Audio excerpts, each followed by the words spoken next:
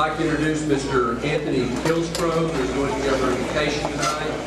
Once he has finished with the invocation, if you will remain seated, we will have servers who will come and get you and take you to the buffet line.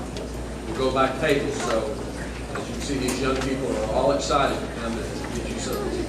So, Mr. Hillsgrove.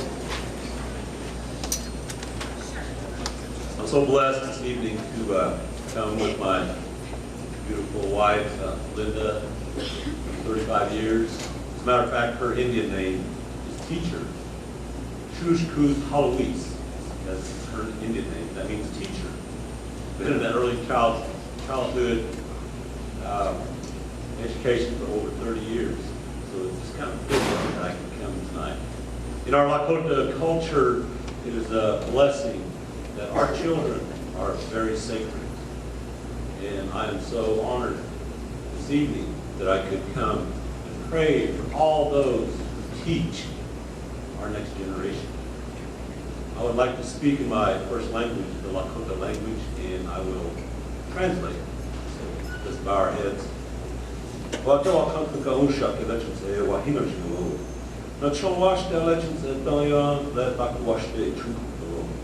Oyunka mitita ke kibena taku washde wichozani muji you khapa.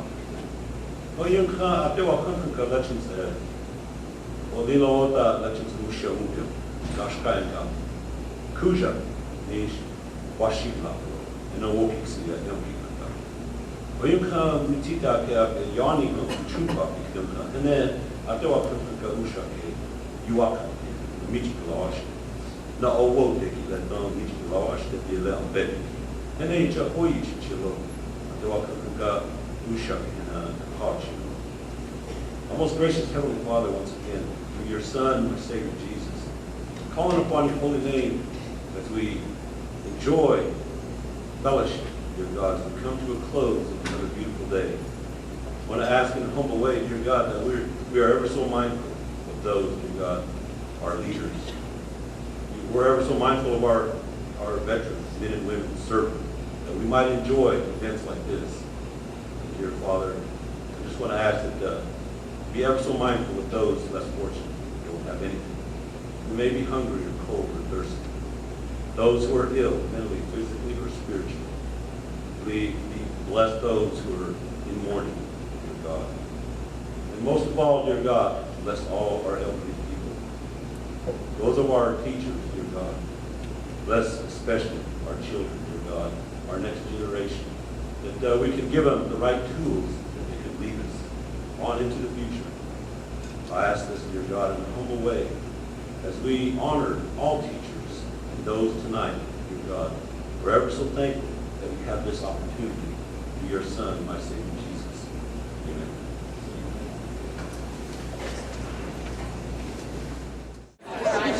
We would encourage you to continue eating, but we're going to go ahead and start the formal part of our program. First, I'd like you to join me in thanking the Campus Smart catering staff for the delicious meal that we had provided. You know, one thing about Chef Jeff is it's always going to be interesting. It's always going to be something a little bit different, so we really appreciate it. We'd also like to give special thanks to our National Honor Society members who are serving us tonight, and thank you for your excellent service.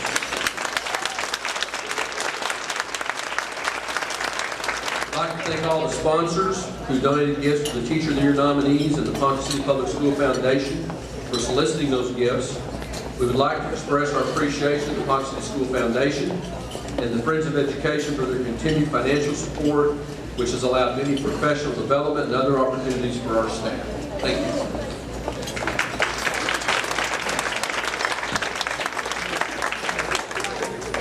Ponca City is blessed with what we believe to be the best teachers in the world. It's our honor to work with such outstanding educators. Thank you, educators, for caring for our kids. Thank you for all you do. And thank you for all you patrons who support us. At this time, I'll introduce Ms. Marissa Pruitt, who's going to talk to you about the Teacher of the Year selection process. Marissa.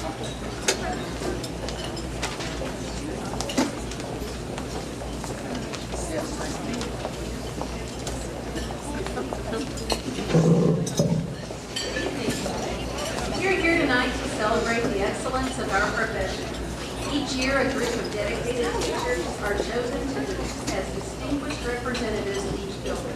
These representatives are nominated by their peers because they represent what teaching really is, and that's a master of the art of teaching. This process begins with a ballot listing the eligibility requirements and a list of teachers from each school. Each staff member selects his or her choice for the building teacher of the year, and then the votes are counted, and a teacher of the year candidate is chosen, with each building conducting its own celebration. The next step requires each candidate to create a portfolio. That's a collection of responses to specific prompts. The portfolio is delivered by a set time to the Board of Education office. And at that time, all identifying information is removed from each portfolio and a number is assigned to each one. Next, 3 members from the Professional Development Committee meet to read the anonymous portfolios and score them based on a rubric. Once the scores are tallied, the top 3 scores are given to the central office staff, who notifies these 3 candidates that they are now finalists for Teacher of the Year. The central office staff assigns the time for each of the 3 candidates to interview with the Professional Development Committee. Each candidate is asked a series of questions, and the Professional Development Committee members mark their own rubric sheets. And after the interviews are completed, all rubrics in the final scoring sheets are collected and counted, and the winner is announced tonight. So here we are, ready to celebrate the 2011-2012 Teacher of the Year for Ponca City Public Schools. Thank you.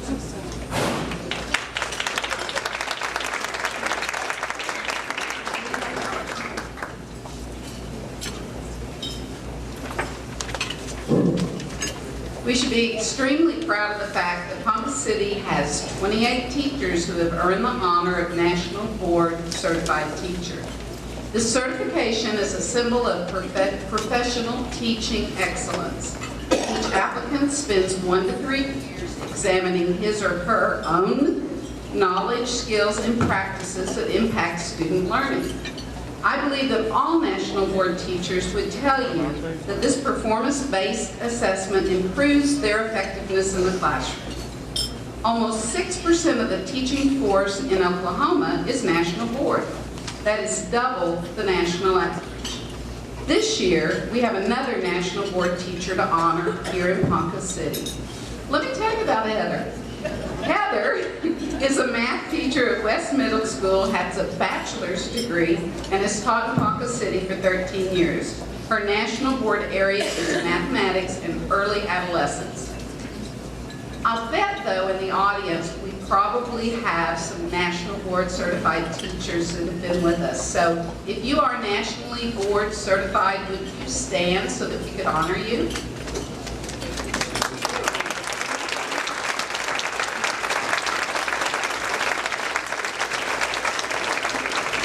To all of you, we recognize and celebrate your achievement, and we also do with Heather. I'd like to introduce Dr. Mike Simpson, Assistant Superintendent of Schools.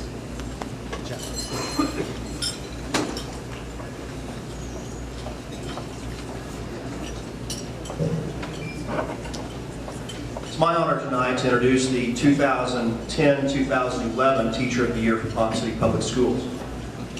And when I prepare to make these introductions, I always read the essay that the teacher wrote from the previous year.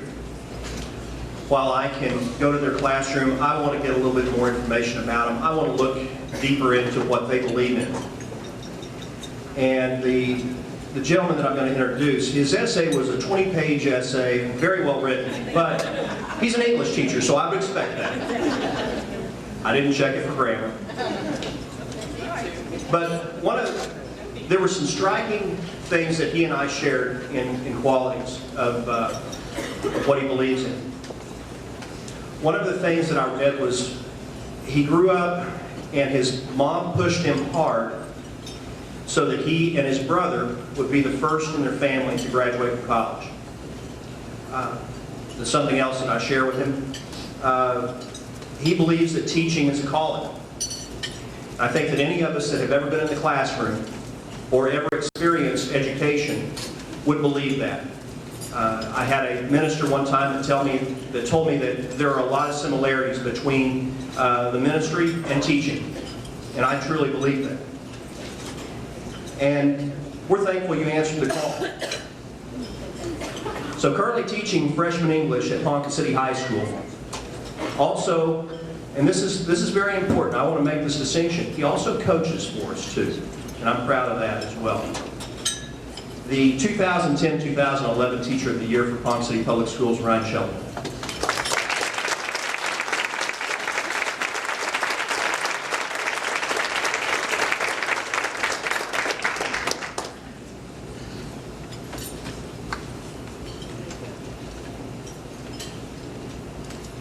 Good evening, ladies and gentlemen. Wonderful. I do know that everything he says is true, that this is a calling, and that I believe everyone in here is in here because of this calling. I would like to thank some individuals, and first off, I'd like to thank Dr. Pennington and everybody at the Board of Education.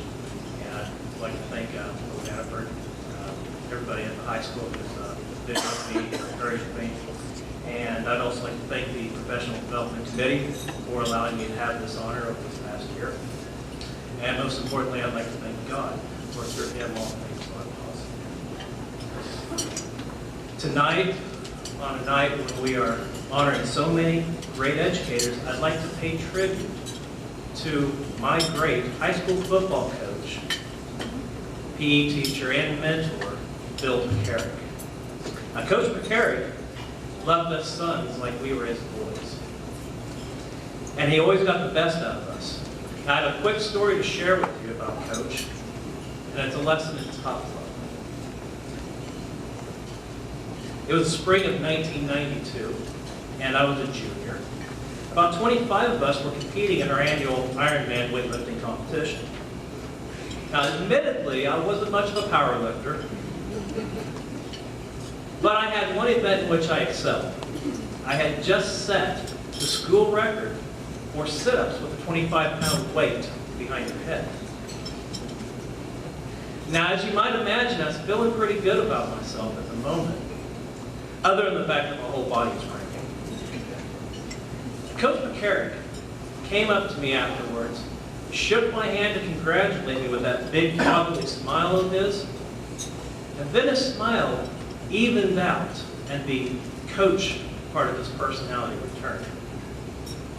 He said very seriously, "Ryan, you remember, if you achieve your goal, that means you set it too low."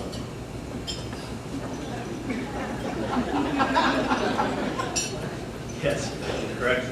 Now, mind you, I had just done 165 of those sit-ups with that 25-pound plate behind my head. I had shattered a record that stood for nearly 15 years by over 70 sit-ups. Considering the situation, I was pretty upset at Coach. So I didn't bask in my glory. Instead, I set a new goal, started training almost immediately. That next year at the same competition, I set out to show him. My goal was going to be 500 sit-ups. And I made sure that he knew it before I started. 45 minutes later, and 364 sit-ups later, I finally had to stop because every muscle in my body was cramped. I had shattered the previous record by 199 sit-ups. And that is the story of why I have such rock-hard abs. Obviously, just joking. I was actually going to try to find a way to put a all joke in here. It didn't work out, but that's not the end of the story. There was a newspaperman there that day, and he was taking photographs of the whole event. It was a big deal in our town.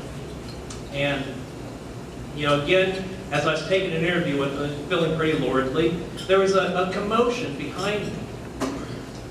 I stopped, turned around, and we all stopped what we were doing to watch. There was a freshman down there on the wrestling mat, and he was doing sit-ups, knocking them out at a pretty fast clip. He didn't stop until he hit 250.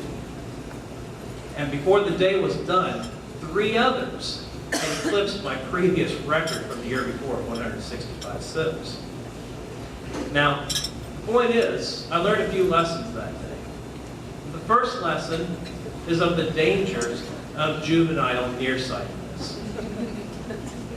Now, even though I knew everything when I was 17, had I not listened to Coach McCarrick, had I not taken his advice of not being satisfied, that freshman and 3 others would have supplanted me, knocked my name from the books, but more importantly, I would have never known how far I could go.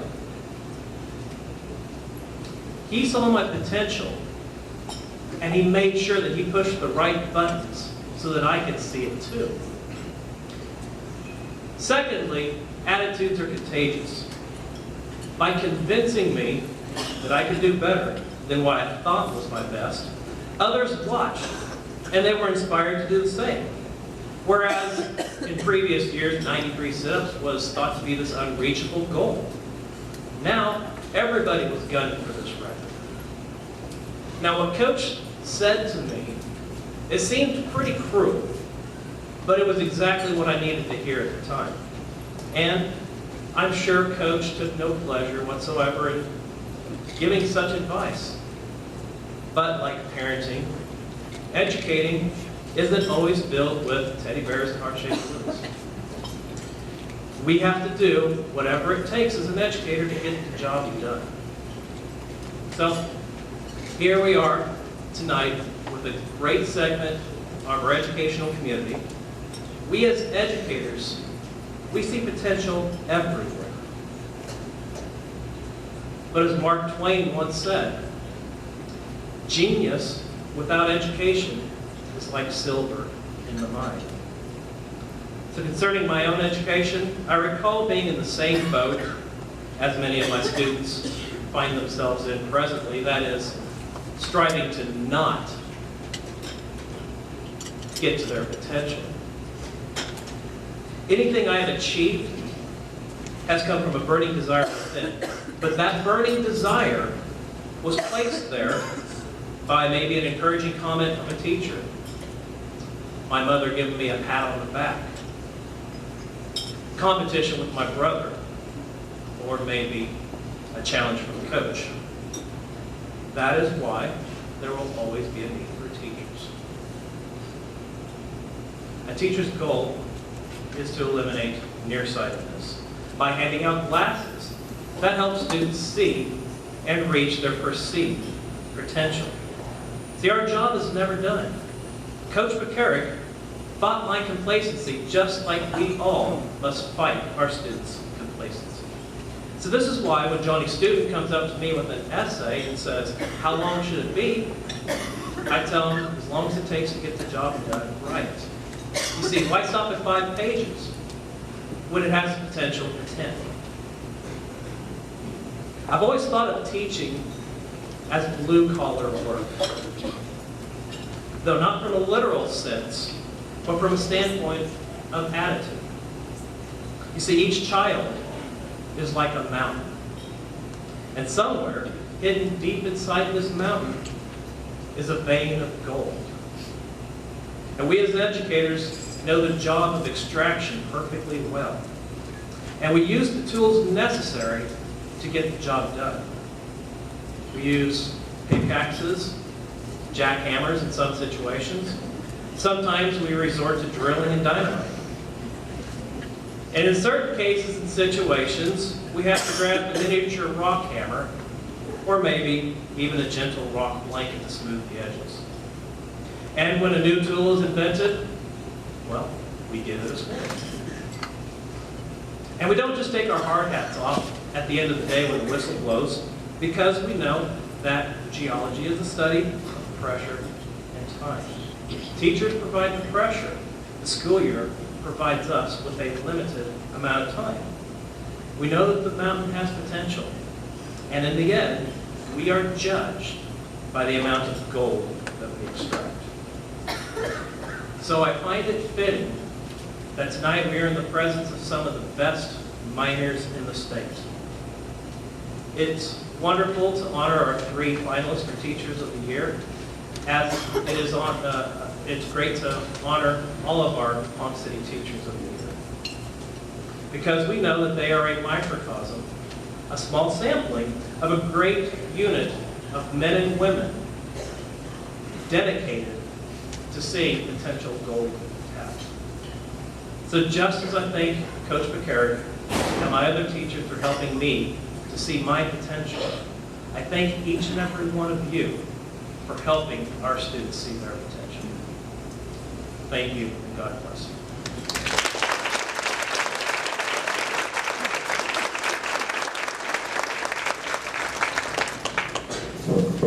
Is Na Wells here? Yes, come forward, Na. Didn't see you back there. Na is president of Friends of Education, and she would like to give Ryan Shelton something.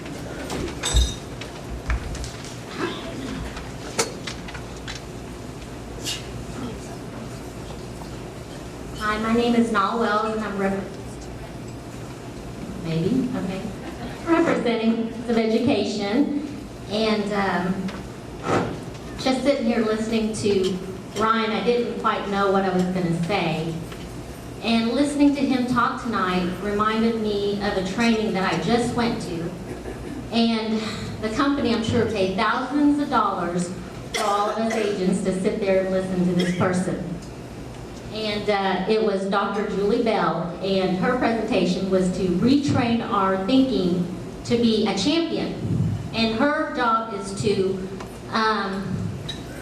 she coaches professional athletes and tries to help them mentally overcome their obstacles so that they can perform better in their game and in life.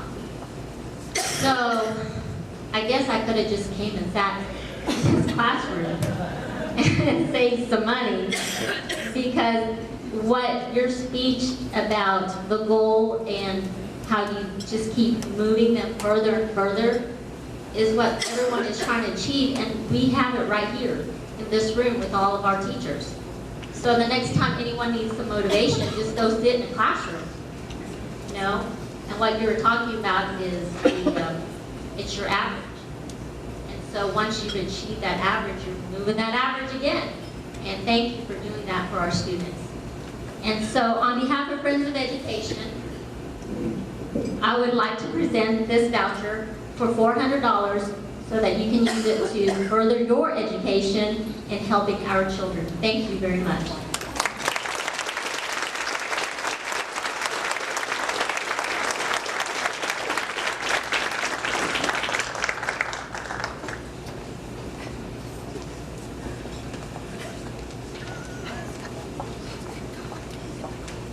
This time, I would direct your attention to our large screen, and we will have a video that's been prepared by Chris Adams, our video broadcast engineer, and Mary Ladd, the district professional relations coordinator, highlighting our Teachers of the Year.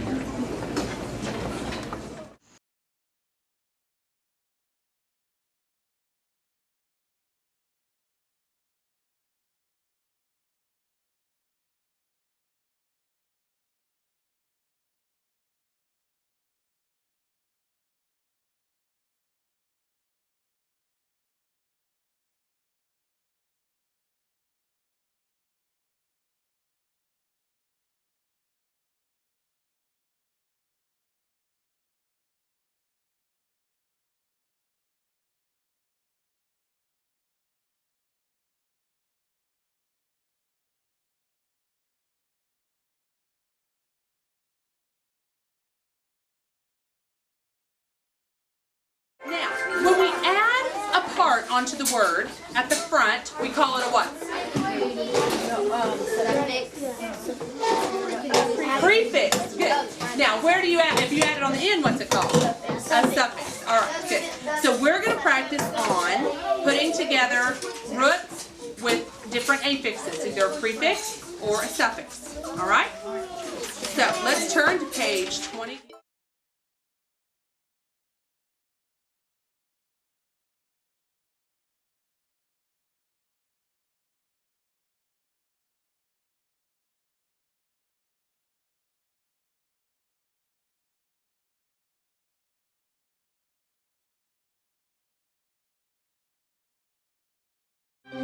I'm the wolf, Alexander T. Wolf. You can call me Al.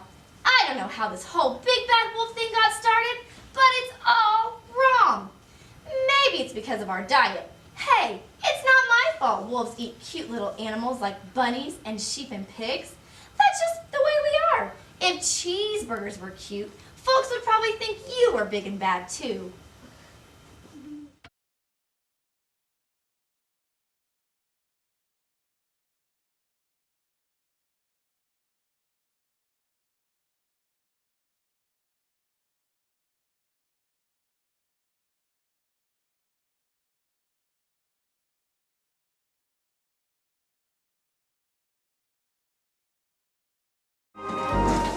It is partly a good guess, yes.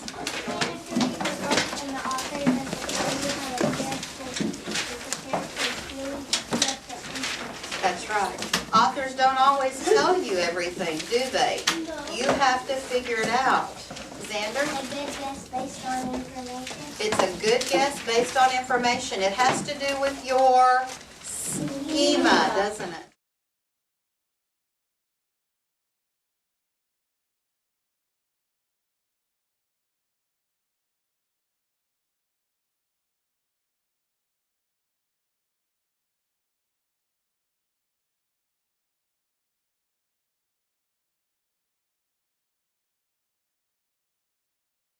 Here we go. Beginning sounds. Ready? I put a penny in the gum slot. I watched the gum go down. Down. I get the gum and you get the wrapper. 'Cause I put the penny in the gum slot. Now let's start each word with a B sound. Okay, stop for a minute.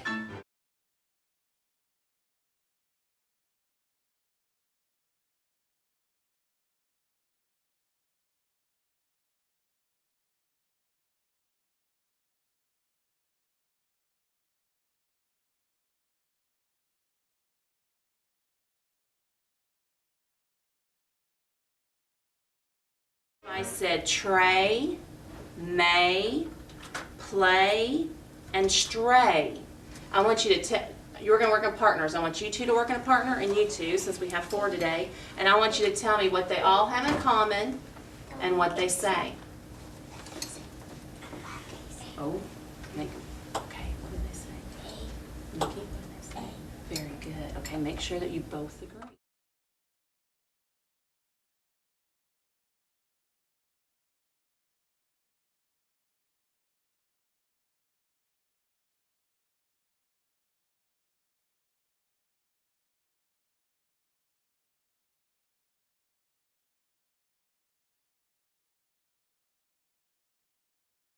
In box number 1, we're going to write at the very top in small writing, because we're going to write some things underneath it. We're going to write 3 bears. We're going to go ahead and put the word brown underneath it so we know which story we're talking about. The 3 bears, the brown ones.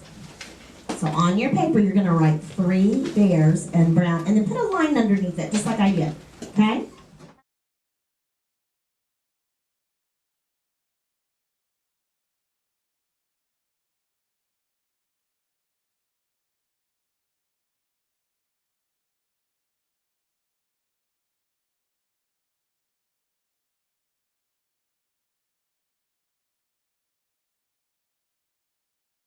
Let's do one that has an absolute value. How about if we do this? Do those same numbers. 3. Will our answer be the same? Yeah, I think Remember what we said about absolute value, Michael? No, because three would go to 3 and 1 would Okay, be 1. absolute value of -3 is 3.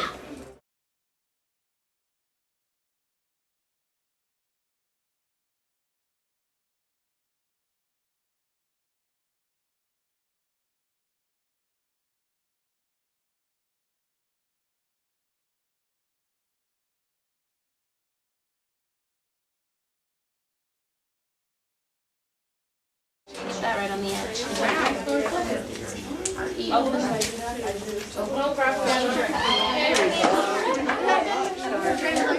Okay, perfect. So Oh, you got it. First it's gonna be this way. It's gonna be this way.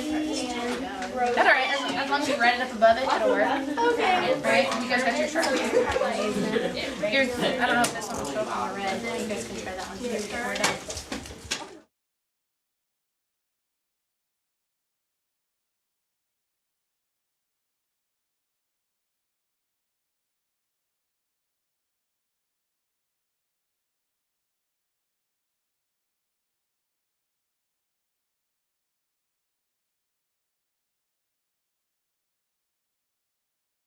Same time. Malik is perfect right now. He's got his elbows on the rail and he's holding his container out.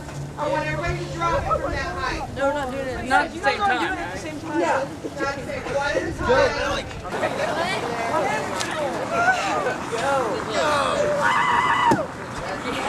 Go. Use my hands like crazy. Oh, nice. That was nice, Shalise.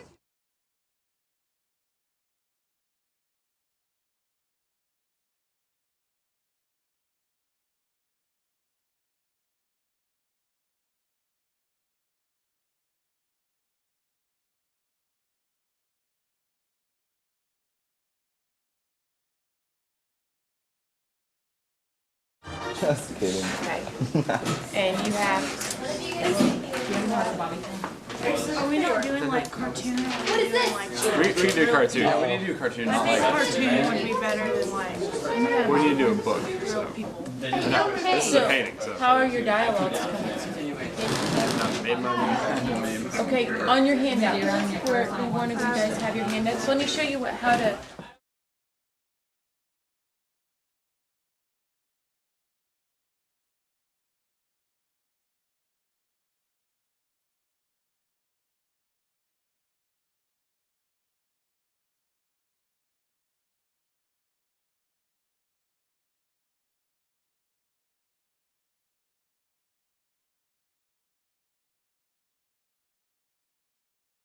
I really like Braxton's letters too. Braxton did a very nice job with his words.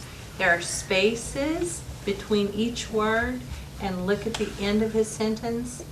There's an ending mark at the end. He remembered to put that on there. Very nice. Tell him about your illustration. That's me, that's cute.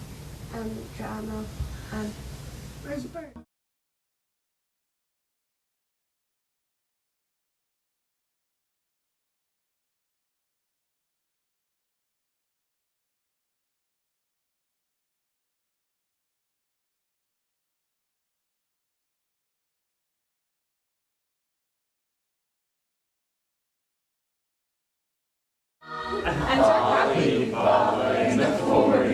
I'm gonna go into a trance. You gonna say sleep? Jasmine, do this. Jacqueline. Nick starts. Go, Jacqueline. Christine.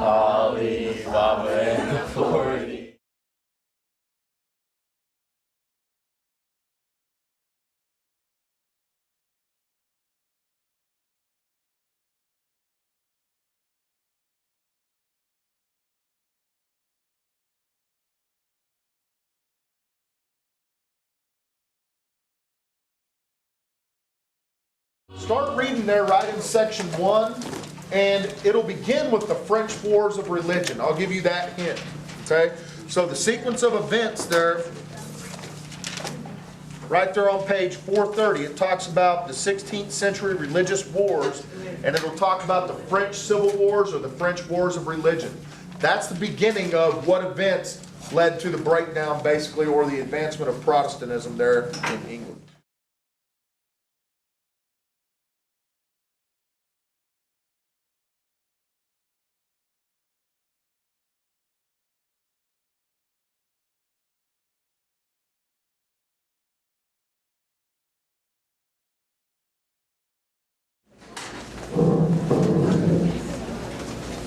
Good evening. I'm Nancy Neiman, Assistant Superintendent. As you are probably aware, we've had a very long tradition in this district for Teachers of the Year. If you were a former Ponca City Teacher of the Year, would you please stand at this time? I know there are a few out there.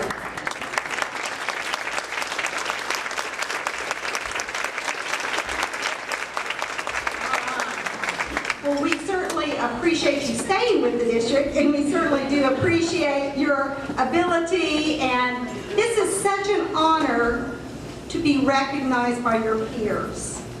This is the award that one time a year we really get to recognize fine teaching.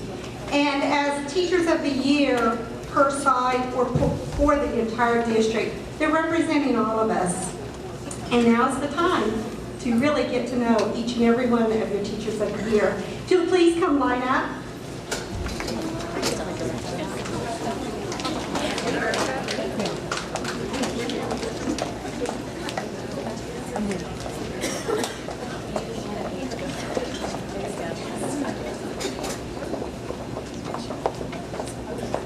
We have several people that will be helping handing out awards. I will introduce each Teacher of the Year and read something that their students have written about them. So this will be a complete surprise to them. And today helping us is Barbara Cusey, our Director of Assessment and Secondary Curriculum, Judy Troop, who is our Board President, and Dr. Mike Simpson, the other Assistant Superintendent, and Dr. Pennington. Okay, you ready? It's always kind of nerve-wracking for the people to see what their kids say. First up is Wendy Terrazas, 4th grade at Garfield. And here's something that Mikkel has said about Mrs. Terrazas. I love it when Mrs. Terrazas is the division diva. She makes learning fun. I'm so lucky to have her as my teacher. And Deisha stated, I love Mrs. T, because when we learn something new, we play a game to go along with it. Bryceland mentioned, Mrs. T is funny and pretty, and she makes me happy. She's the best teacher in the world, and I love her. Kaya said, Mrs. T is loving, caring, and patient with us. She's the best because she believes in me when no one else does, and listens to my problems when no one else cares. Congratulations.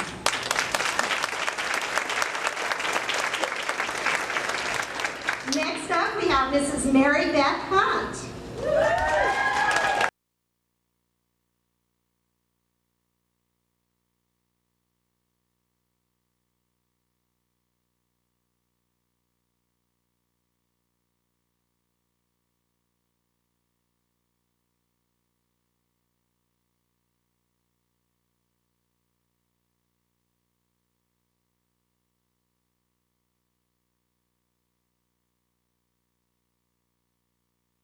Mr. Kevin LaRue, Social Studies at the Senior High.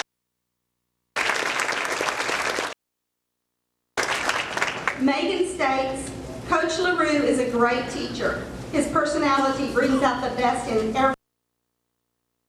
every day. Marilla stated, I think that Coach LaRue is a really good teacher because he's good at explaining things that make us understand it easier, and he's always willing to help you. Jace stated, I think Coach LaRue is a great teacher because he's funny and I like to learn in his class.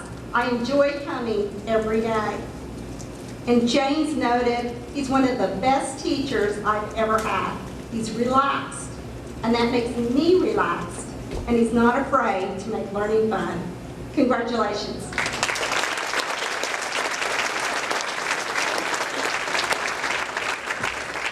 So that's just a tad bit of what the kids had to say about their Teachers of the Year. So you have a little bit of insight of what makes these 13 people so special. Congratulations.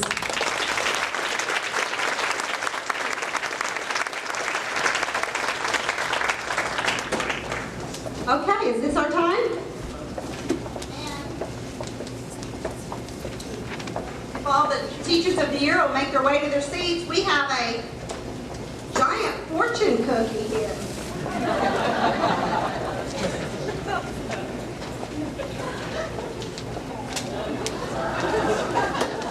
So, we'll let it, I guess we'll have to crack it open, and we have someone special, Dr. Pennington, to read the fortune, which will announce our 2012 Ponca City Teacher of the Year.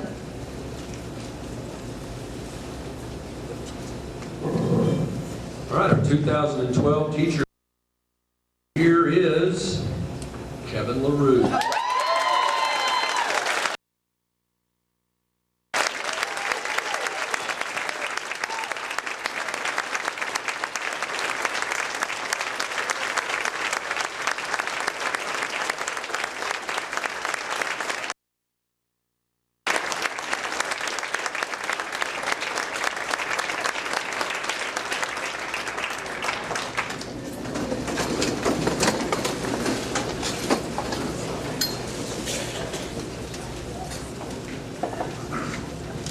Not quite like Ryan's speech.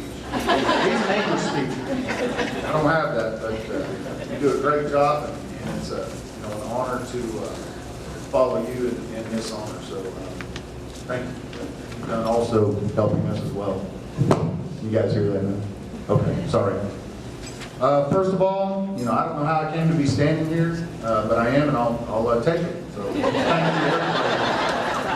With so many great teachers in our district, it's a great honor to win this prestigious award, and I appreciate everybody in our community and our district. I'd like to thank my mother and father for always encouraging, supporting everything I've done, helping me in any way, whenever possible and whenever needed. So thank you, Mom, Dad. My wife, Hallie, a future educator, by the way, for her support and encouragement and putting up with it. Sometimes I'm pretty tough around the edges. So, my mother and father-in-law, Sally and Andy Tubbs, are here tonight also for their support and encouragement and a huge amount of help they've provided for my wife and I throughout the years. So thank you guys. The teachers and coaches I had growing up here in Ponca City. Valuable education. I feel like everything that I've done in my educational career was set up here in Ponca City, and that's wonderful.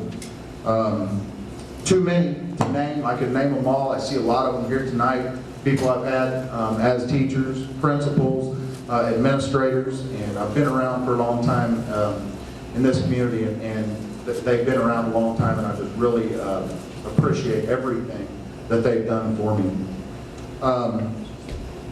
I'm fortunate enough to have been a product of this amazing district. Teachers and coaches that I work with now and that I've worked with in the past, I've learned and I'm continuing to learn so much from you. Thank you for your support. Special group of guys, I see more than my family probably, the guys I work with in the coach's office. Thanks for everything you guys do, the support and the guidance that you provide in my life. Our administration, for your absolute support, teachers, and your unwavering commitment to the success of schools in our community. Thank you guys for that. The Professional Development Committee, the Teacher of the Year Committee, everyone else involved in the selection, thank you for your consideration for this award and your dedication and success to Ponca City Schools. The community, thank you for your support of Ponca City Schools. Most importantly, the students in our district, for giving us the opportunity to be involved in your lives and all the wonderful things that you do to make our careers rewarding. Without students willing to come to school, we wouldn't be here today. And it's all about the kids, and we know that as educators. I want to give just a background, why I got into teaching. Growing up here in Ponca City, I always appreciated my teachers and my coaches. I could always count on smiling faces, friendly attitudes, no matter who the teachers were, how their day was. I began to develop a strong respect for these people who came to work every day with passion and enthusiasm. Even though they may have had a tough group of students, we all have that tough group of students, we know who those are. A difficult sports season, trying times at home, they came with the attitude, ready to teach, ready to serve, ready to help students like myself, who, especially those junior high years, we were talking about that, definitely I needed some major help. As I began to ponder during the last few months of high school what I wanted to do for a career, My mind kept coming back to education, the relationships that I had developed with so many wonderful friends, teachers, and coaches. As the time for college enrollment drew near, education definitely seemed like a career for me. After all, what a better way to extend the high school experience and the relationships I built than to immerse myself in its atmosphere for the rest of my working days and beyond. In my 9th year of teaching, I've never looked back. I enjoy everything this rewarding career has to offer.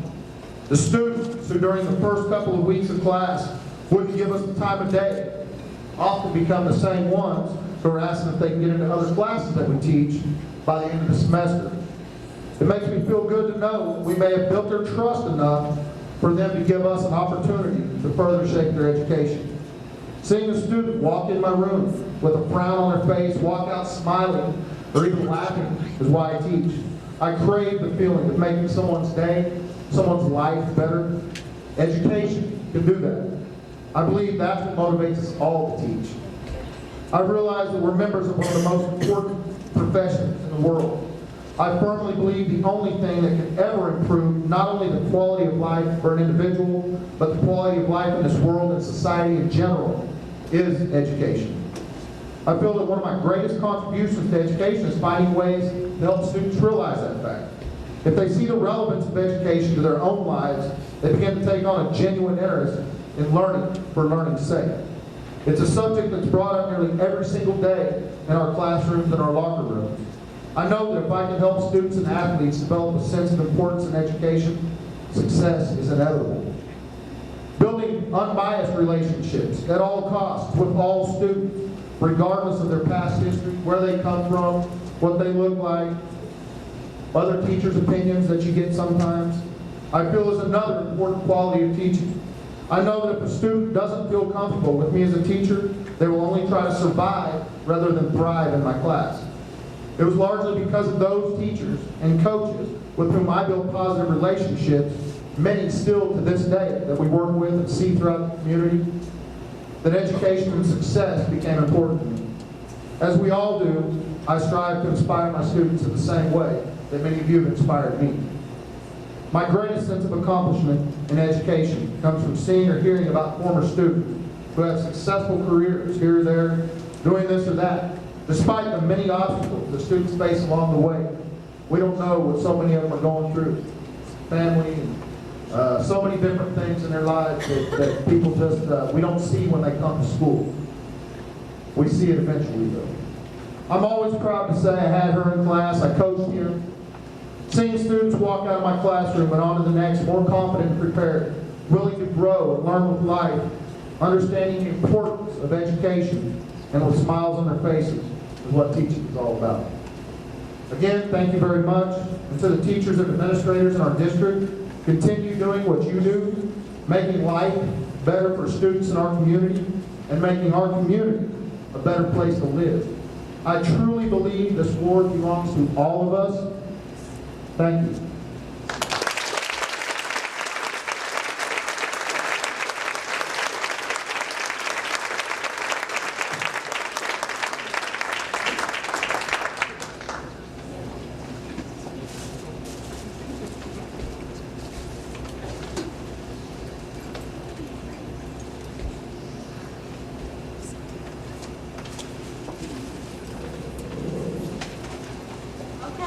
For our Teacher of the Year, there will be numerous awards, and the first one is from the Ponca City School Foundation.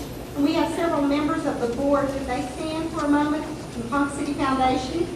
This is a group of hardworking people, and they raise money for school grants.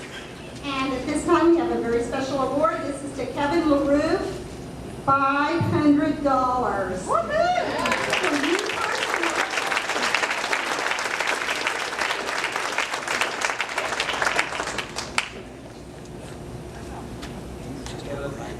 Kevin, I also have a certificate. A certificate to present to you from Senator Myers. Congratulations.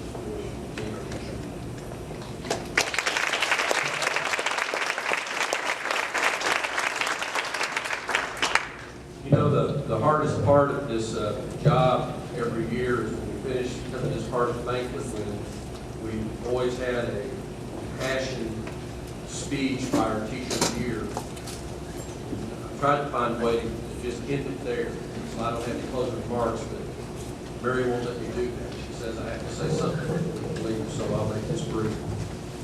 Before I get started, though, I think that I hope one thing that you'll take out of this, especially for those of you that are here representing our community, if you want to know how our schools are doing, you heard it tonight in the voices of our students. We do great things for our kids, and you can't measure that on a test.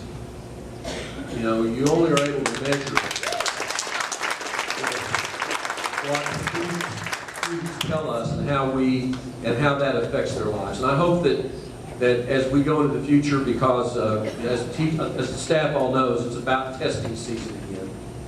And after testing season comes the part of the summer where we wait to see how we did on test, and then we have the fall where we wait to see what kind of newspaper stories and stuff we get. I just hope you remember what you heard tonight.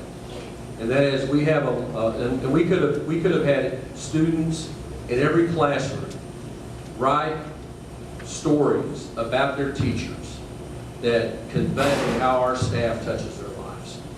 And that makes me very proud, and I think that's something our community should be proud of. In closing tonight, I want to share two pieces of wisdom from the Chinese philosopher Confucius, who lived almost 2,500 years ago. Confucius says, if your plan is for 1 year, plant rice. If your plan is for 10 years, plant trees. If your plan is for 100 years, educate children. You know, over the next several weeks and years as we move forward and the challenges that we face as a state and a nation, we have to decide whether or not we are going to continue to invest in our future. Are we going to continue to invest in our children? Those are big challenges and those are big decisions. And I just hope that somehow we can find a way to not only continue to for our community, but to encourage our state and to encourage our nation to invest in our future. Yes, times are tough now.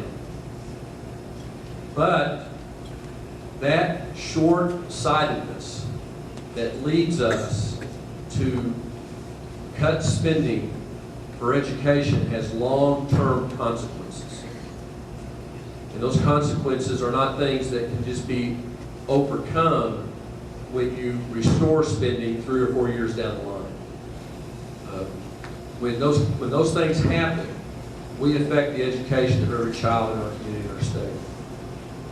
The second piece of wisdom I have from Confucius is that choose a job you love and you will never have to work a day in your life. I think, as you heard from our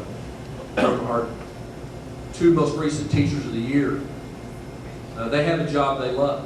And again, I think if all of our 13 nominees would have had a chance to share with you the passion that they have for the job they have, what you would get from that is they love what they do. And because they love what they do, well, they may have aggravation at times. They really don't have to work a day in their life. Again, thank you for being here tonight. Thank you for our teachers. This is a great district, a great place to work, and we hope you have a good evening. Thank you.